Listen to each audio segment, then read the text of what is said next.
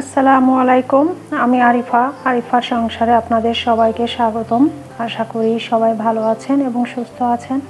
আলহামদুলিল্লাহ, আমরাও ভালো আছি। তাহলে চলুন শুরু করি আমার আজকের দিনের গল্পটা এখান থেকেই। আজকে হঠাৎ করেই বিকালবেলা ভালোই বৃষ্টি হয়েছে দেখলাম, আর অনেক দিন পরে বৃষ্টি দেখে খুব ভালো লাগলো। তাছাড়া গাছগুলো যেন প্রাণ খুঁজে পেয়েছে, ওদেরও দেখাচ্ছে একটু বৃষ্টির পানি লেগেছে, গাছগুলো বেশ সতেজ হয়ে উঠেছে আর বেশ ভালো লাগতেছিল।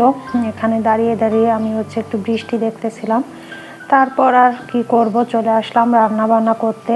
এখানে আজকে আমি ইলিশ মাছ দিয়ে বেগুন দিয়ে আলু দিয়ে রান্না করব, আর হাজব্যান্ডের পছন্দের টক ডাল রান্না করব সেহরিতে খাওয়ার জন্য। আর সারাদিন রোজা রেখে এইরকম একটি ডাল হলে কিন্তু বেশ ভালোই লাগে, খারাপ লাগে না। আজকে আমি আপনাদের সঙ্গে আমার সংসারের কাজগুলো কিভাবে আমি সহজভাবে করি সেটা একটু একটু করে শেয়ার করার চেষ্টা করব।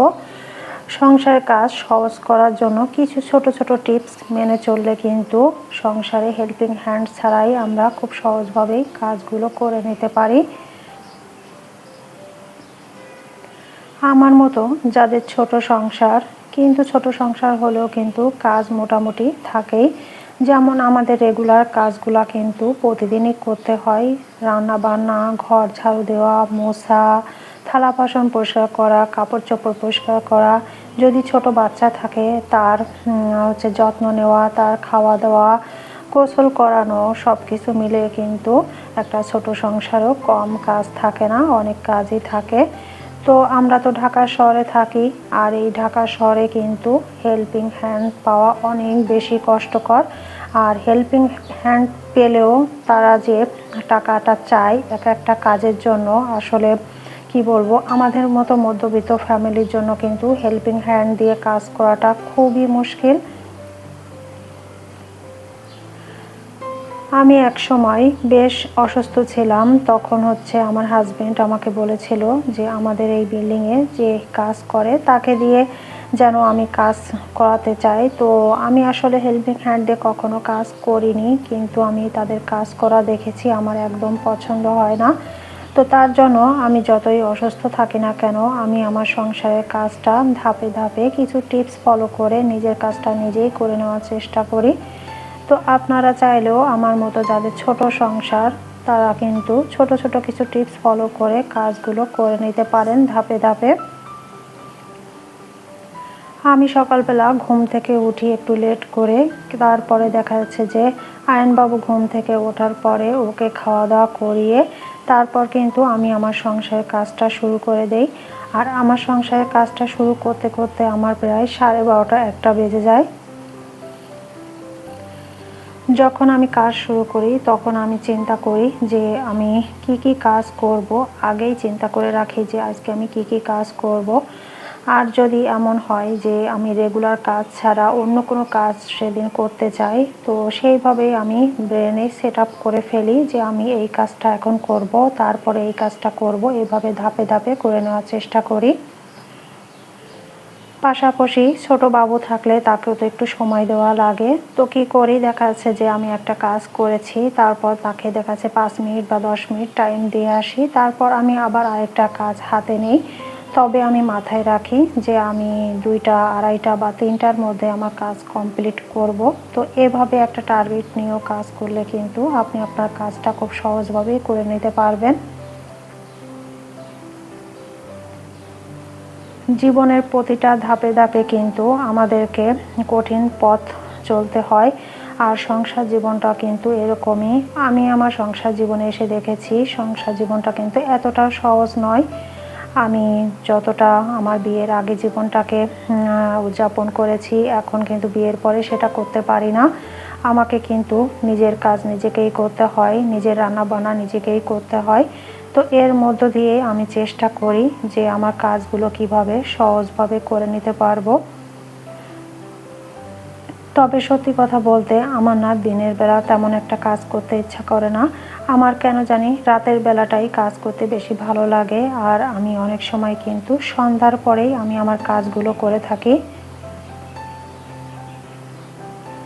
যেমন আমি রান্না বান্নাটাও কিন্তু রাতের বেলাটা করে থাকি, কারণ আমি সকালবেলা যেহেতু ঘুম থেকে উঠতে পারি না, আমার হাজব্যান্ড যেহেতু অফিস করে, ও টিফিন নিয়ে যায়, তো তার জন্য আমি রাতের বেলাটা রান্না বান্না করে রেখে দেই। তারপর সকালবেলা লেট করে ঘুম থেকে উঠলেও আমি খাবারগুলো গরম করে আমি ওকে টিফিনটা দিয়ে দিতে পারি, এবং সারা দিনটা কিন্তু আমার রান্না বান্না তেমন একটা ঝামেলা থাকেই না। তারপর সংসারে যে রেগুলার কাজগুলো থাকে ওই কাজগুলো আমি ধাপে ধাপে করে নেওয়ার চেষ্টা করি। পাশাপাশি আমি আমার ছেলেকেও কিন্তু সুন্দরভাবে সময়টা দিতে পারি।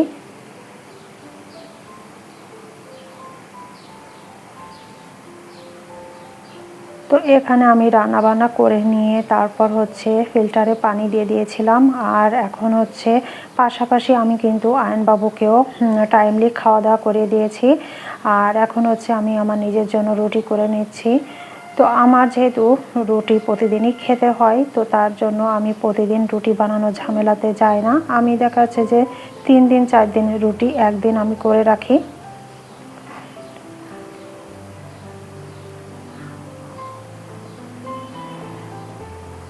বেশি করে রুটি করে হালকা করে সেঁকে নিয়ে তারপর ঠান্ডা করে রুটি বক্সে রেখে দিলে কিন্তু রুটিগুলো অনেক ভালো থাকে, এবং 3-4 দিন আপনি নর্মাল ফ্রিজে রেখে কিন্তু সুন্দরভাবে খেতে পারেন। সকালবেলাটা কিন্তু আপনার ঘুম থেকে উঠে এই রুটি বানানোর ঝামেলাটা থাকে না। আর এখন কিন্তু রাতের বেলায় কিন্তু আমি আমার সংসারের কিছু কাজ এগিয়ে রাখছি।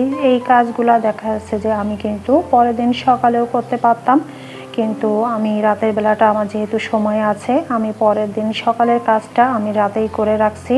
তাহলে দেখা যাচ্ছে যে পরের দিনের কাজ আমার কিন্তু সহজ হয়ে গেল, কয়েকটা কাজ আমি কিন্তু কমিয়ে ফেলতে পারলাম। তো এখানে আয়নের পাপা হচ্ছে ডিম নিয়ে এসেছিল, তো সেই ডিমগুলোকে আমি 10-15 মিনিটের মতো ভিজিয়ে রেখেছিলাম। ভিজিয়ে রাখার পরে এখন হচ্ছে ডিমগুলোকে আমি ধুয়ে একটা ঝুড়ির ভিতরে রেখে দিচ্ছি। যখন ডিমগুলো শুকিয়ে যাবে, মানে পানিটা শুকিয়ে যাবে, তখন আমি দেখাচ্ছে ফ্রিজে রেখে দেব। তো এভাবে আমি হচ্ছে আমার কাজগুলো করে থাকি। আর আমার কোনো কাজ যদি সামনে থাকে, আমি যদি দেখি যে আমার কাজ আছে, সেই কাজটা আমি কিন্তু তৎক্ষণাৎ করে ফেলানোর চেষ্টা করি, কখনো কাজকে আমি ফেলে রাখি না। আর এভাবে যদি করেন অবশ্যই সংসারের কাজটা সহজ হবে। ছোট বাচ্চা নিয়েও কাজ করতে অনেক বেশি ইজি হবে, সংসারে কোনো প্যারা থাকবে না, ঝামেলা থাকবে না, সুন্দরভাবে কিন্তু কাজটা সহজ করে নিতে পারবেন। সংসার জীবনে কাজ তো থাকবেই, সে কাজকে সহজ করে করাটাই হচ্ছে আমাদের মতো গৃহিণীর কাজ। তো এখানে হচ্ছে আমি আয়নের বাবার জন্য শরবত করে রাখতেছি। তো আয়নের বাবা হচ্ছে অফিস থেকে আসার পরে ওকে আমি হচ্ছে 1 গ্লাস শরবত করে দেই। আর এখন যেহেতু রমজান মাস, এই রোজার সময় কিন্তু শরবত খাওয়াটা খুবই জরুরি, বাট আমি কিন্তু খেতে পারছি না। ডায়াবেটিক্সের কারণে আমি চিনিযুক্ত মিষ্টি জাতীয় কোনো খাবারই কিন্তু খেতে পারছি না। তো জানি না আমার প্রিয় আপু এবং ভাইয়াদের কাছে আমার ভিডিওটি কেমন লাগলো। যদি ভালো লেগে থাকে অবশ্যই একটি লাইক করে দিবেন, আর সবাই ভালো থাকবেন। আল্লাহ হাফেজ।